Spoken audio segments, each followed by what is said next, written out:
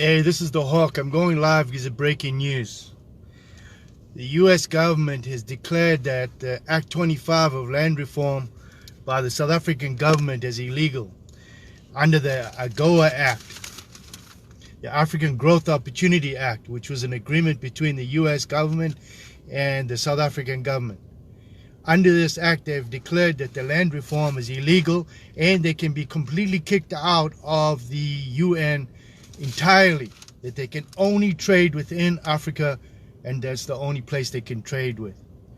So the South African government is illegally claiming stealing land, and under this act between the United States and South Africa, the United States has declared this as illegal. Fox News is also reporting it on Tucker Carlson. This is no BS. So the South African government's on the verge of being completely isolated from the UN and the rest of the world.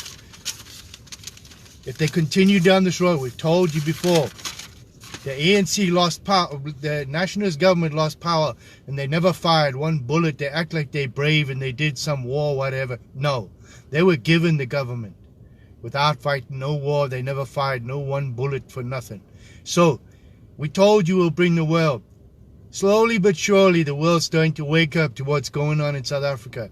And thanks to President Trump, they're figuring it out. They found ways around it. I always said the law will prevail. The law has to prevail or you have no law.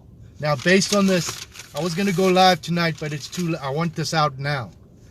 The African Growth Opportunity Act. Everybody, look it up. It's an agreement between the USA and the South African government.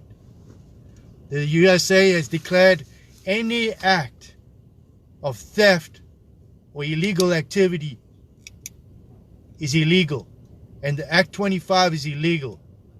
It's a human rights violation. You cannot steal people's land and expect them to just not be paid for it.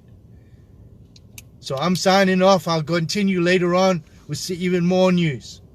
They're now trying to steal the Zulu land, and this is upsetting the Zulus as well.